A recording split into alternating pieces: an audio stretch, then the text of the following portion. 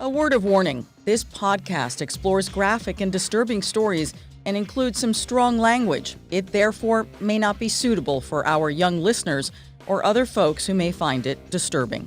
Hello and welcome to True Crime Daily, the podcast covering high-profile and under-the-radar cases from across the country every week. I'm your host, Ana Garcia. And our cases this week, an heiress is abducted on her morning run. The mother of two was grabbed and then thrown into an SUV, but not without a fight. And that fight forced the attacker to lose his sandals, say police. The DNA on those slide-on sandals led investigators to the man they say killed her. But first, a mother who never gave up looking for the man she believes killed her daughter is one step closer to getting justice.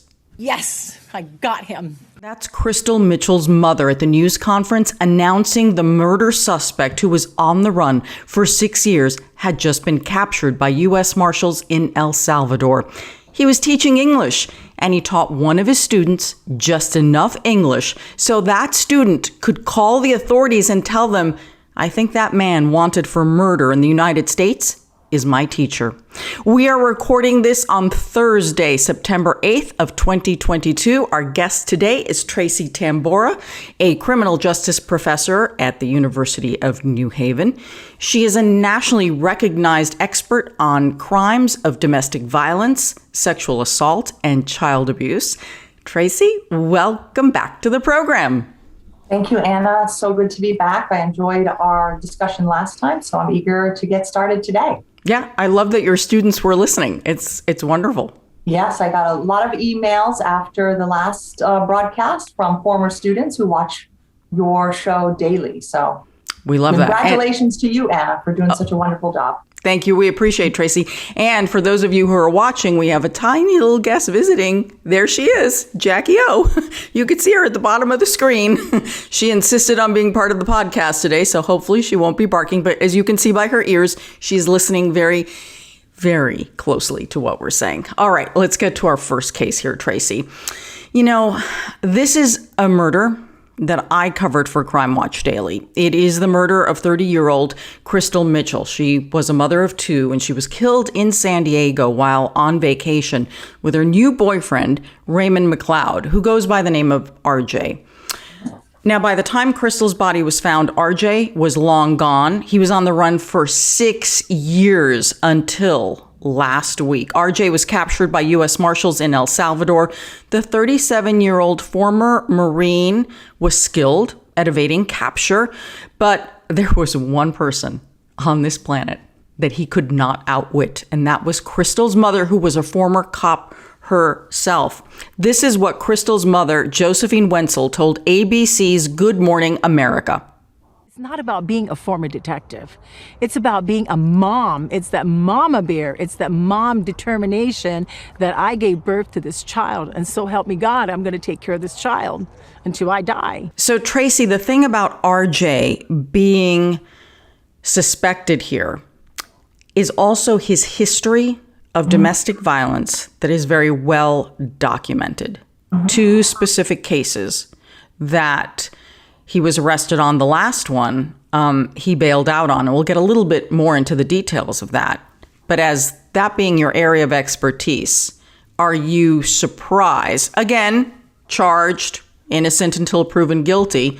But are you surprised at all at the pattern, the history, and then the acceleration, if you will, of more rapid violence, I would say? Yeah, sure. No, not surprising. Many perpetrators of domestic violence have repeated histories of this type of behavior. It is not uncommon for an individual who engages in domestic violence to then move on from a victim to another victim. Sometimes the media leads us to think that perpetrators of domestic violence will fixate and stay with just one victim. In my experience, as a victim's advocate, as well as a researcher and professor, perpetrators of domestic violence are more likely to just move on to the next victim once the first victim either, cuts off the relationship, there's law enforcement involvement. And so, they're not as tenacious or obsessed as sometimes we'd like to believe. They move on to the next victim and engage in similar behaviors. In this case, it appears he's escalating the behavior because I read the report that in a previous relationship there was a strangulation, but that did not result in death, and that he had to be pulled off one of his former victims. And in this case, unfortunately, this ended in death. And so, this was a repeated pattern of behavior.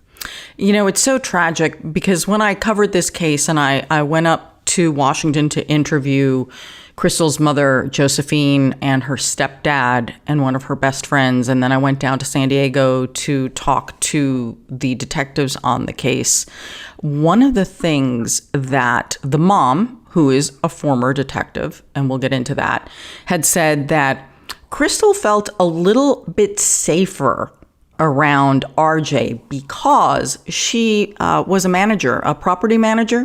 Mm-hmm. And I guess he had come in to rent a place. And so he had gone through credit checks. And so in Crystal's mind, she felt like, wow, okay, so if something had come up in these, as she thought in her head, background checks, something would have popped and we would have never rented to him. So he must be okay. And then her mother said, hold on a second, Crystal. A credit check is not the same as a criminal background check. Correct. Yeah. These are two different things. And in fact, a lot of individuals also don't know that criminal background checks are generally state only. So if you have a criminal record, unless you're getting an FBI background check, which is a national background check, which is quite costly, most employers aren't going to do this. Obviously, if you're applying to be in law enforcement or something where you have access to classified information or a very vulnerable population, your employer may subject you to a federal background check, which would take into account all of your behavior in a variety of in all of the states. But even to background check that is run routinely by a potential employer is only checking for arrest records, conviction records in the state in which you're in. So the credit check is doing very little, and even a background check often doesn't uncover the information that Crystal might have needed to keep her to be aware of who he was and what he was capable of. Right, because Crystal and RJ were living in Arizona, and that is where she worked. So if it were limited to that state, his offenses were in California. So even if it had been a criminal background check, which it does not appear to be, why would you need that to rent an apartment?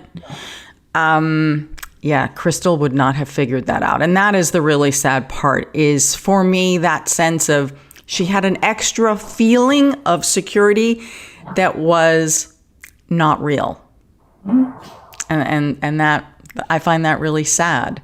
So while RJ was starting to date Crystal, he had just been out on bail on this last domestic violence charge. So he was out on bail and ended up in Arizona. Now, here's the background on the case and on their relationship.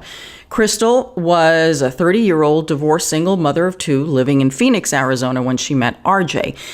As she's working at the property manager, that's where she meets him. And then they find out that they also have something in common. He also is a divorced dad, a single parent, also with a child.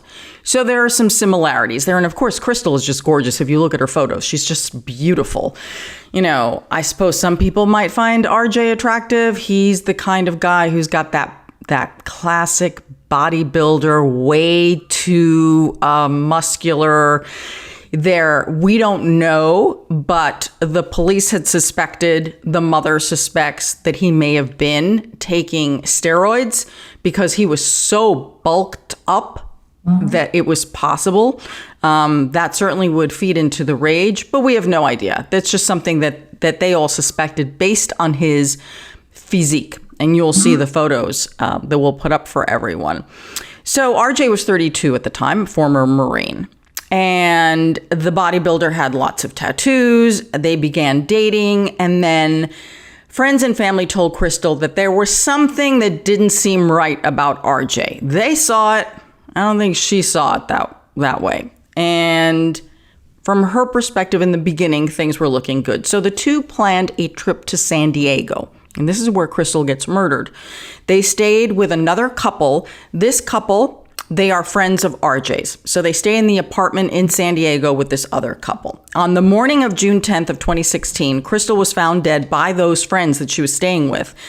She was already dead when the paramedics arrived, and homicide detectives said that it was apparent that there had been a struggle. RJ and Crystal were heard fighting the night before, and according to the arrest warrant, Crystal and RJ went out to a bar in San Diego the evening before.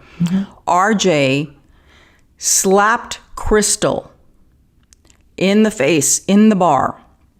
Another patron at the bar tried to intervene, and then RJ got into it with them.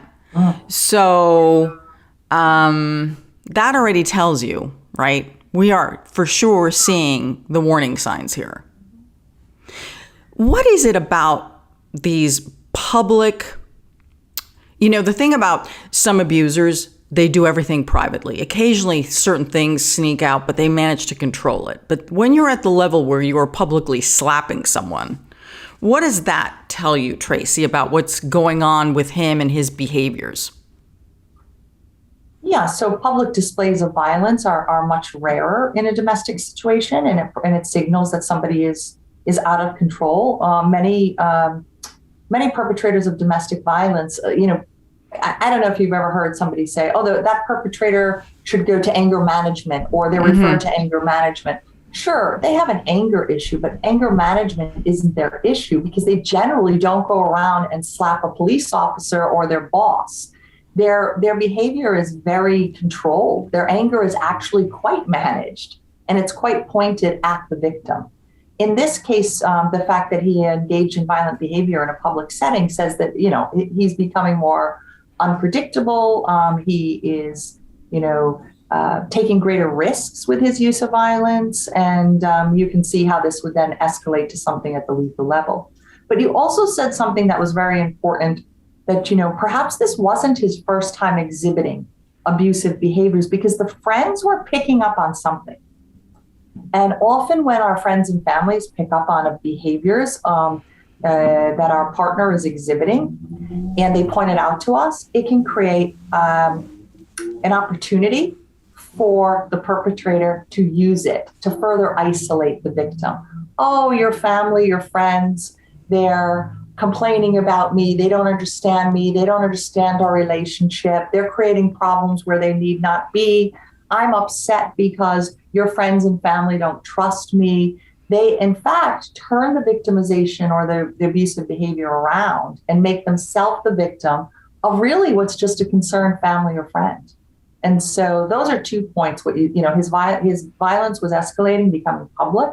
But I do question if this was the first time that it was actually public, because what were the friends and family observing that they warned her about? Mm-hmm. And they're visiting his friends, not her friends. I mean, ordinarily that probably wouldn't have mattered, but they were visiting his friends. Mm-hmm. Now, police say that they have surveillance video from a security camera at the apartment complex where they were staying that allegedly shows RJ pulling Crystal into the elevator and then grabbing her by the throat.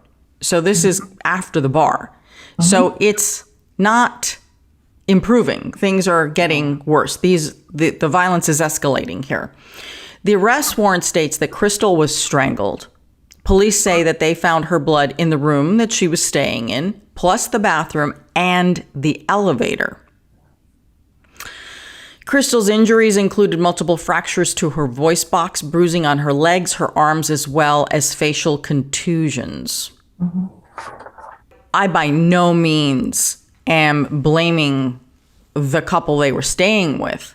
My question is, they did hear something, they heard an argument, but based on the level of her injuries and her bruises, I'm just wondering, and he's a big guy, I guess he was able to just pin her down and therefore no one heard the struggle. That's what I'm questioning is, how did no one hear this part of it? Sure. I mean, again, you and I, Anna, we weren't there. We don't know what the acoustics are like in this particular building, where their location, the elevator was in relation to their apartment versus the neighbors. Again, I want to stress that it is the murder of Crystal Mitchell is 100% the responsibility of Raymond MacLeod. However, I think it's natural for you to be asking this question for the general public, even for criminologists. Like, where is the community in this? What happened at the bar? Could the police have been called at the bar? Did anybody hear anything from the time they got out of the car, going up the steps into the elevator? It's very much, it's not victim or community blaming to question what steps could have been taken. I think it's very natural for us to wonder that. These are pretty extensive injuries. They resulted in blood being, this is probably more than a slap. This is probably more than a shove, more than a push. Therefore, she must have been probably reacting verbally. These are things that I think, we rack our brain about if you're an investigator or a researcher or an advocate. Like, was there any point at which someone could have intervened? These are good questions. So when the paramedics arrive, obviously when the couple finds her dead, when the paramedics arrive, at this point, RJ's long gone. He is just gone. And it's interesting how police figured out where he went, and then the trail kind of goes cold. So here is a clip from my interview with the San Diego police. Did he become suspect number one? Yes, he was immediately a person of interest in the case, and then very quickly as the investigation unfolded, he became the prime suspect. Can you give me a little bit more information on how he got away? It appears that he took Miss Mitchell's car, which was later recovered at the San Diego International Airport, and we later learned that Mr. MacLeod rented a car from the airport and drove into Mexico. So at this point, police know he went into Mexico. Mm-hmm. And so the San Diego District Attorney's Office issues an arrest warrant for RJ. And then the marshals put him on their most wanted fugitive list.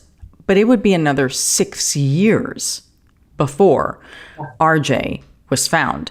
And what's interesting is that there were sightings or alleged sightings, we don't know, where they thought he was on the move and he'd been seen in different places. And he's very distinctive looking in the sense that he's a very big guy. And if you compare the photos of RJ at the height of his bodybuilding, and then you compare them to when he's arrested in El Salvador, he has lost all that bulk. And I know he tried to always cover those tattoos. In fact, it was very hot in El Salvador when he was picked up, yet he was wearing long sleeves. Mm-hmm. So clearly, this guy's trying to blend in. Mm-hmm. And what really bugs me, he got 6 years of freedom. He got 6 years to enjoy the sunrise and the sunset on a beach, to feel the wind, right? Just to feel it, to smell clean air, enjoy life, a good meal, have a laugh. He had those 6 years. Mm-hmm. Crystal did not. Justice is delayed here. I hope it is not denied. But man, it makes me really mad. Mm-hmm. It's just so unfair. So Crystal's mother, Josephine, was clearly frustrated. While she appreciated the work of the police, she was so frustrated with the fact that this guy was enjoying a sunrise and a sunset while her daughter is dead, and she's taking care of Crystal's 2 children. Okay? So you have children without a mother right now. So she started circulating wanted posters of her own. She took pictures of RJ and she started circulating them everywhere online to anyone who would share them. Here is a clip of my interview with Josephine. I decided to take matters into my own hands. Josephine was once a cop on the island of Guam when her military family was stationed there. I used to be a detective when I was younger. There were reportings of RJ sightings in Guatemala in 2017 and Belize in 2018. It's very possible that it could have been him. But then again, we also know that, lots of people think that they see people who are wanted. No, he was taking a lot of effort into hiding his identity, into moving around. It's interesting that he ends up as the English teacher, in this country. I don't want to give this guy more credit than he deserves, but he was resourceful. Mm-hmm. He even, from what I read, found someone on the internet that's slightly this persona that he takes on. What was the name? Jack Donovan. Jack Donovan, you know, he even went to the lengths to make sure he found someone that you could see a likeness in. So this was an individual who is a predatory offender. We know we had at least 2 former victims and this one. And he is taking a lot of efforts, a lot of attention into staying hidden. Which, as you say, I mean, it's upsetting. It's justice has been delayed, and I think your words were perfect. Let's hope that it's not denied. Oh, absolutely. In April of 2021, the U.S. Marshals offered a $50,000 reward for information leading to RJ's capture. At the time, it was the largest reward that the Marshals themselves had offered. So this is when the tip comes in. Marshals get a tip that RJ's teaching English in El Salvador using the alias Jack Donovan. It's believed that he had been living there for about 3 years. Okay, so he was in place for 3 years. He was taken into custody without incident on August 29th of 2022. On September 2nd, RJ pleaded not guilty to murder in a San Diego court. He's currently being held without bail, and he faces 25 years to life if convicted. Here's the thing. Here's another thing that really upset me, really annoyed me. So if you look at the video from the court for his appearance, cameras were allowed in the courtroom, but the judge ordered that RJ's face should be blurred. His face is getting a level of protection that he does not deserve, has not earned. Why is he being treated differently than other defendants? I'm furious about this. I have no idea what the judge is thinking, and I don't know if he issued a reasoning for that determination.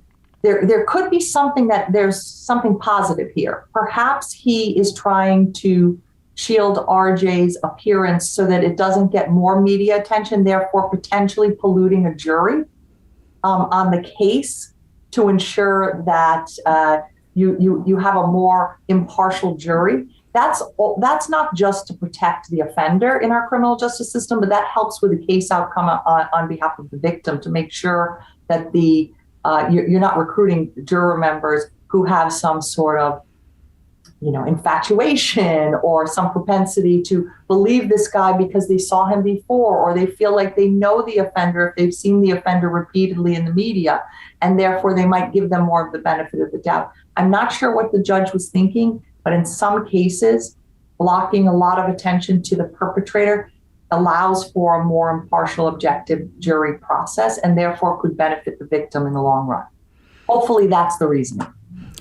And the more mature part of myself that is more emotionally developed hears you so clearly. And then the other part of me that has sat with this family and has sat with the detectives says, why do these suspects get so much more deferential treatment than the families and the victims? And it just, whenever I get the sense that they're just getting a little bit of special treatment, which it may not be, I get it. It may just be the way I'm looking at it, I get it. But it was just like, because at first I'm looking at the video, Tracy, I'm looking at it, I'm like, what, is there something wrong with my glasses? Because I'm like, everything else is clear, but I can't see his face. And then I realized that the media had blurred the face. And then I'm like, what? And then I researched it and I'm like, oh, the judge ordered this. Yeah. Anna, my students get as angry as you when they talk about the way that victims are treated in the criminal justice system. One thing I always have to remind them is that we have an offender-focused criminal justice system. There is no, the Constitution doesn't recognize the victim. State law does not recognize the victim. At most, the victim is a witness in a criminal court case. They're just a witness. They don't have any rights. The Senate has shot down at least 2 occasions that I'm aware of a victim's constitutional amendment. And so we don't have any, what you're asking for is some equality, some balance between the victim, or in the case of a homicide victim, the victim's family, and the offender. all of the privileges and rights in our criminal justice system go to protect the offender. We have never recognized the role of the victim. Yeah. And I understand we must have as fair a judicial system as possible, and the process has got to be fair, because you don't want an innocent man or woman at all to ever be, arrested, convicted of something that they didn't do. And I realize that. And that is the goal, to get this as fair as possible. And some states do have a victim's bill of rights. And every time, and I have no idea whether every state does. Maybe I don't know. Every state does not yet. Yeah. And when I find the victim's bill of rights for a state, and I'm involved in a case, I will call that prosecutor if there's a problem and say, you know what, I'm reading your victim's bill of rights, and right now he or she is telling me that you are not permitting an advocate of his or her choice, that you are stymieing this part of it. And again, it's like at every turn, you have got to fight for the voice of the victims and the survivors, because the system is so cold to them, no matter how hard they try.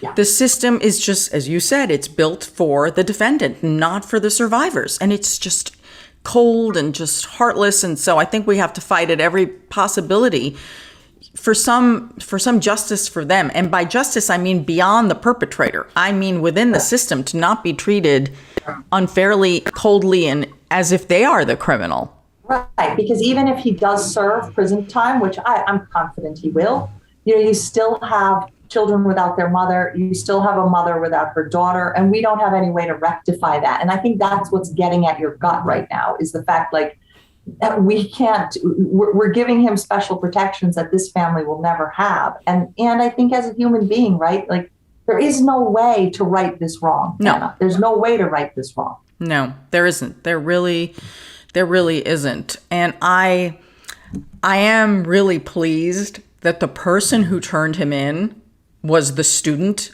according to the authorities. I really do think that there's just that much justice there, because this student was so smart. That photo that we see of him in the classroom, that was taken by the student and sent to the authorities. So, I love it. You teach them just enough English to turn on you, as they should, and do the right thing, So I believe that person will be receiving the reward, and absolutely they should. They did the right thing. Now, so right now, we'll see where this goes in the justice system. We'll see whether he's going to end up going to trial, whether we have no idea. We are at the very, very beginnings of this, because he's literally, just been apprehended. What's important here is to remember Crystal's 2 children, and they are living with their grandparents, Crystal's parents. And this week, when RJ was captured, one of the things that Josephine has been doing, the mother, with the children, is to visit Crystal's grave. And they took a moment when he was captured. And it's a hard word. I mean, I can't say it's a celebration. That word was used. It feels uncomfortable to me, given it's bittersweet. Yeah. But it was to recognize the moment that this man has been captured. Yeah. And they are 6 years older now, and they understand a lot more. So I remain hopeful here. Let's let the criminal justice system, let the courts do what they do. Let's hope we get justice here for Crystal. Our next case is out of Memphis, Tennessee, where the heiress to $1 billion fortune was abducted and murdered, but not for ransom as thought initially. 34-year-old Eliza Fletcher came from a prominent Tennessee family. Her family owns a hardware company worth $3 billion, and it is owned privately. It is not a public company. So on the morning of September 2nd, Eliza went off on her usual 4 a.m. run by the University of Memphis. When I read 4 a.m. run, I can't tell you how many women are abducted when they're running. But to be running, and she did this all the time, at 4 a.m. by yourself, I don't care whether you are a man or a woman, it makes you vulnerable. You know, you're in a vulnerable state. I'm not saying that it would have been any better if there had been 2 or 3 of them running together, but I don't know. I always, every time I see someone alone on a road, I'm like, oh no, but it's so many of these cases that I report. And that's the moment of opportunity for the attacker. So when she didn't return by 7 a.m., her husband called the police, and Richard Fletcher and Eliza have 2 children. Their wedding was so spectacular, it was featured in a magazine. I mean, it was spectacular. I mean, gorgeous. According to police, later that morning, a woman on a bike found Eliza's phone and then a pair of sandals, like slide-on slides. You know, and they're made by the athletic brand Champion. So many of you can picture them in your head. The items were found along Central Avenue. This is important because that gave police a moment and an intersection to start looking at surveillance cameras. They kind of knew what her route was. And here's what's interesting. While that investigation's going on, the family makes this announcement. You know, they're offering a reward. And they release this video, you know, please don't harm her, even though there's no kidnappers haven't asked for anything. But when you have someone from such a rich family, I mean, not just like wealthy, but we're talking billionaires, immediately they think, dear Lord, she's been kidnapped for money. And that was not the case. And that was not the case at all. This was a random act of violence, which is so frightening. Police pulled surveillance in the area, and the camera actually captured Eliza running. Then this black GMC SUV passes her, stops for her to run by, and then allegedly the footage shows that a man gets out, chases Eliza. There's a struggle. Eliza fights so hard, he drags her into the vehicle. And this is the part that's very disturbing. The vehicle sits there for 4 minutes and doesn't move. And my guess is it's in those 4 minutes that every horrible thing is being done to Eliza, and she's killed in those 4 minutes. And then the truck leaves. So it made it possible. Now police have a time of the abduction. They have a description of the vehicle. They have a partial plate. They have her phone. And then they have those slides, the sandals.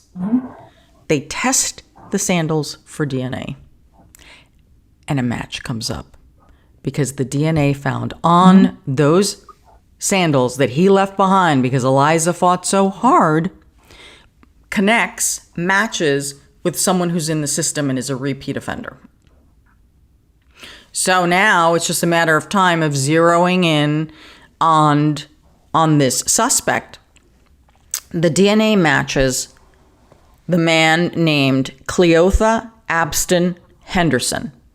Sometimes he uses Henderson, sometimes he doesn't. So for the most part, he is referred to as Cleotha Abston. So he is now the prime suspect in this case. And police say once they identified him and they had the sandals, they were able to recover footage. This is later on footage of him wearing those same sandals at a movie theater the day before the kidnapping. So they are now piecing everything together of where Eliza was and where this guy was. And police then were able to, obviously, now that they know who it is based through the DNA, they know where he lives. They get access to his phone. His phone pings at the exact time and place where Eliza was last seen and where Eliza was seen being abducted on the video. So everything is lining up forensically here.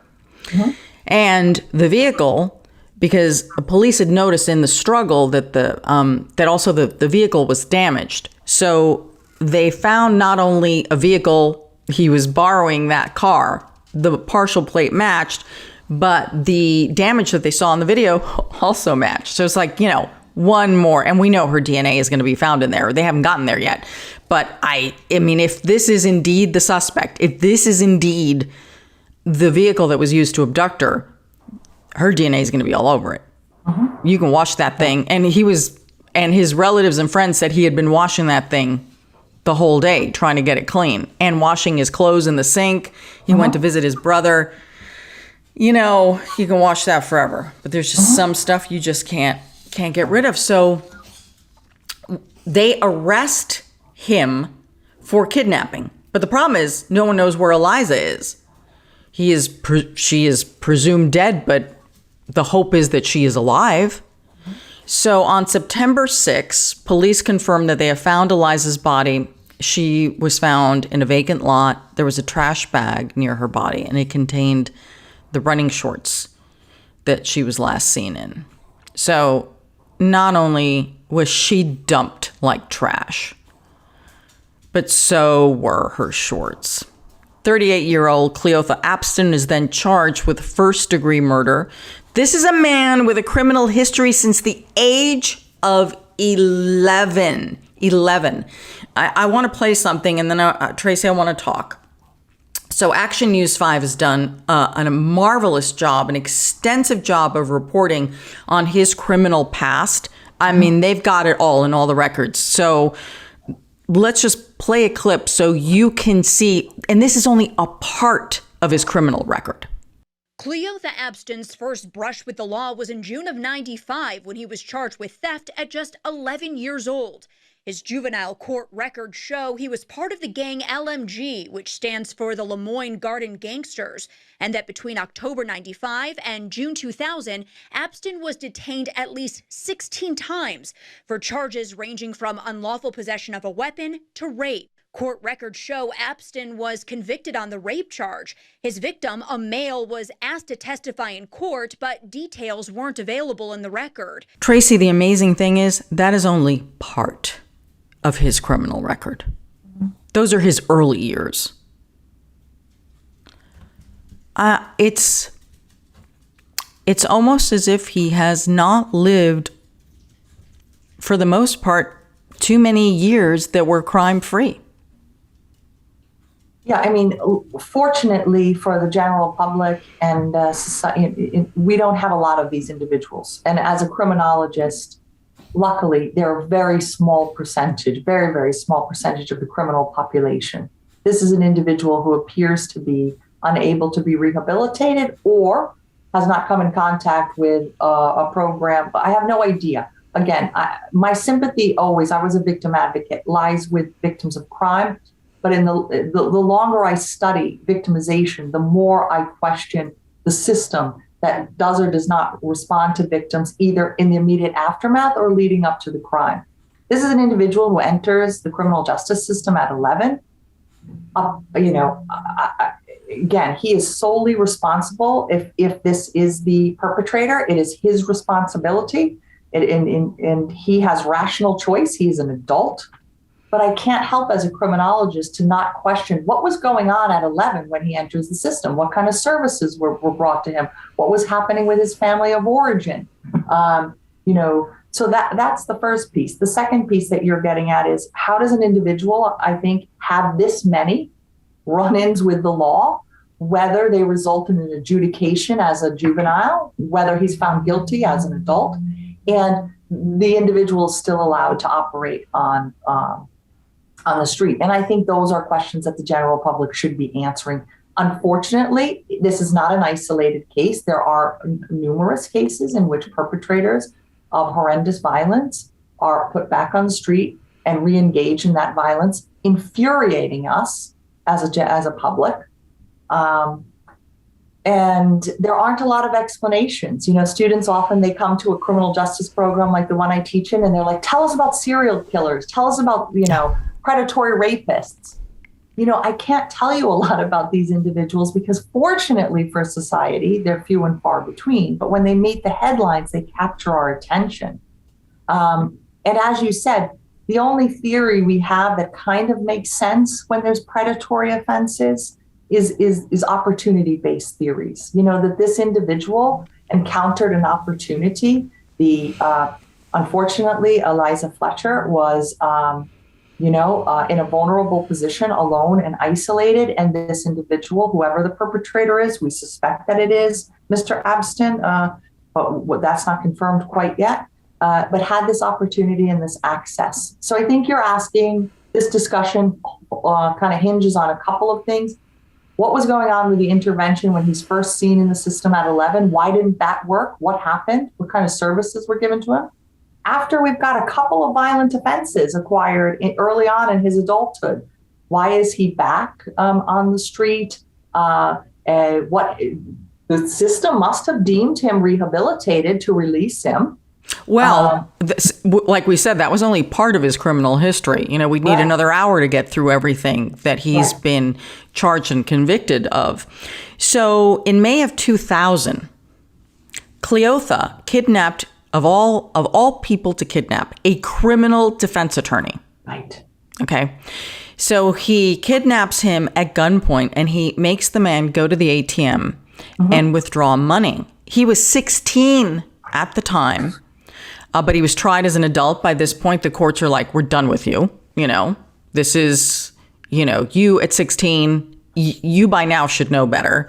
And he's sentenced to 24 years in prison. He served a 20-year prison sentence for that kidnapping and was released in 2020. And the criminal defense attorney, the victim in this case, made it very clear that he really thought that he could have been killed, that it wasn't. And one would think that a criminal defense attorney has been around enough people in the world of crime to know when someone is just like, I just need some money. Listen, buddy, just let's give me the money and I'm not going to hurt you. Versus there is just like a paper thin chance that I will not be killed because it's looking like it doesn't matter whether I give him the money or not. Ultimately, he was not killed, but that is the fear that he felt, that he picked up on. So it just disturbs me to no end. So he had been out since 2020, been out for 2 years. The U.S. Marshal Service, they're the ones who apprehended him. It wasn't too difficult, police say, identifying the suspect and then apprehending the suspect. His brother, told police that he had been acting weird, definitely weird. As we said, washing clothes in the sink, for hours trying to clean out that GMC. So then after her body's found, of course, then he is charged with first-degree murder. Cleotha Abston appeared in Shelby County Criminal Court yesterday, Wednesday, September 7th. He did not enter a plea. He's being held without bail. They're going to figure out whether he'll be given bail. I kind of hope in this case, no. I don't think so. I hope not, for the sake of the public. Tracy, there's something you were talking about before we started recording about how when there's a random act of violence like this, where the victim and the killer do not know each other, that it has quite an effect on the public. Yes.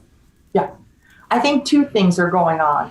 One thing that I'm sure is immediately obvious, right? Like this idea when there's some sort of familial violence or there's intimate partner violence, most of us can say, it wouldn't happen to me because I would see this sign or I would have this access to this resource, right? But a random act of violence, I think, taps into kind of our most primal instinct of the fact of how vulnerable we all are. And the fact that no matter what you do in life to protect yourself, random acts of violence are possible. And therefore, I think they frighten us in a way that other types of crime maybe don't frighten us. The other thing is, yesterday I was teaching the course Victims and Victimization here. And we talked about this random act of violence. We talked about this particular case. And a student said, I think that these kind of random acts of violence in a very odd way unite us. And, and we had this discussion after he said this and kind of as a class, we thought, when there's incredible acts of humanity that get highly publicized, we all feel good about sharing this common bond between people we don't even know. And I think something strangely the inverse occurs with these random acts of violence. We feel united to humanity and our vulnerability.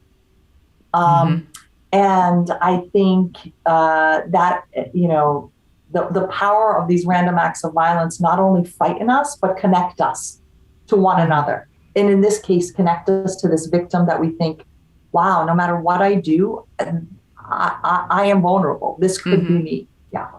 Yeah, absolutely. And what's interesting is that there's been such an outpouring of reaction in the community, especially from the running community, that a local runners club is organizing a 10-mile run this week called Let's Finish Liza's Run. We've just had a series of high-profile cases, whether that's Amar Arbery or Eliza Fletcher, in which you have somebody who's just out for a jog, just out to do something healthy, stress-reducing. We all need this in our society, and it's your last day. Yeah. So they're healing in their own way in this community. But there is a lot of anger and a lot of politicians, elected officials, whether it's the sheriff, the DA, the police, all being asked, how did this happen? How was this career criminal able to do this as charged? So much more of a deeper discussion there for the community on this one. Well, it is time for our comment section. These are the crimes you all are talking about on our social media. Our producer, Will Updike, is here, and so is Jackie O, joining us today for the comment section. Hi, Anna and Jackie. She's waving her paw. How's it going, Tracy? Great to see you again. Good to see you too, Will.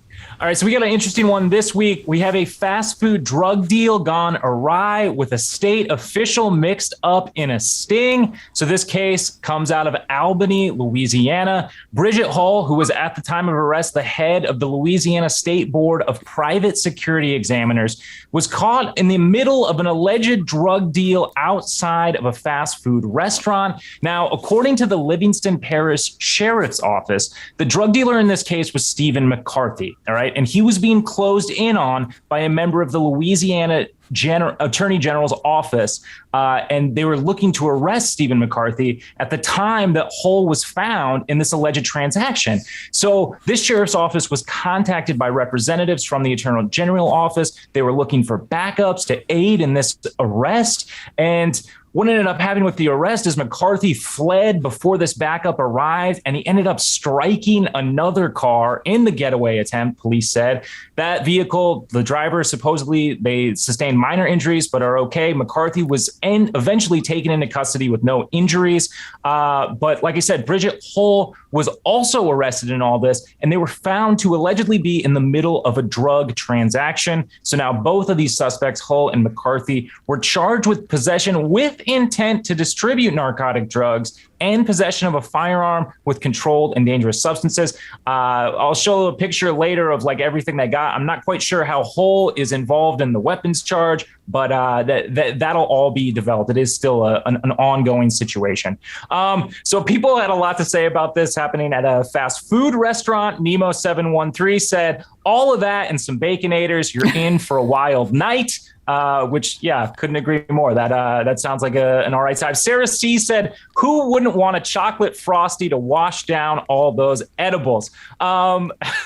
So I got to show the picture at this point, because what they recovered, there is a large looking weapon. Don't know a lot about guns, but it looks pretty serious. There's some bags of powder, which, and then also, though, there's like what looks like just like the little cartridges and like some bags of some edibles. So someone said, I was not expecting the second picture to look like they robbed a cartel member. That comment came from Like Button, which, yeah, it looks pretty wild that someone had all of this on them at a fast food restaurant. L Spicy said, you're telling me these aren't the Happy Meal toys, which decent.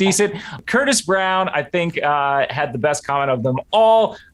He said in response to the drug deal, would you like some fries with that? Which an upsell from a fast food restaurant would always be great. But yeah, that's going to do it for today's comment section. If we get any updates on this case, I will update it on the YouTube community page. As always, if you want a chance to get your question or your comment featured on the show, go ahead and leave those over on our YouTube community page. We're also over on Instagram and Facebook. Thanks so much, and I'll see you all next week. Wow. I'm speechless on that one. I mean, I was having a hard time following it. I'm like, what? There's Who? a lot of ins and outs. Yeah, to be fair. What is this? This is like, a Scorsese movie. It's so complicated. Yes. And Will, I don't eat a lot of fast food, but I've heard it's highly addictive. And so this is just like, this is really up in the ante here on that whole addiction angle. So. Professor Tracy coming in with the clothes. I love it. All right. I'll see you all next week. It is the end. It is indeed the end. So Tracy, where can people find you? Are you on social media? Is there anything that they can find you at the university? That kind of stuff. Yeah, you can find me at the faculty web page at the University of New Haven. And I am working on some sort of Twitter, TikTok, I don't know these accounts, and I'm trying to get with it. My kids are helping me. So hopefully I'll have a social media platform soon. Yes. TikTok is waiting for you, Tracy. Okay, there you go. Thank you. There you go, right? You can find me at Anna G News, Anna with one N. I sometimes talk about crime. Most of the time I talk about my friend over here, Jackie. I apologize if, for bringing her on today, but she's not been well. So she wanted to be down here and I just couldn't concentrate on the podcast knowing she was up there in distress. So my apologies to everyone if this was a distraction. Trying to keep it professional, but with a heart.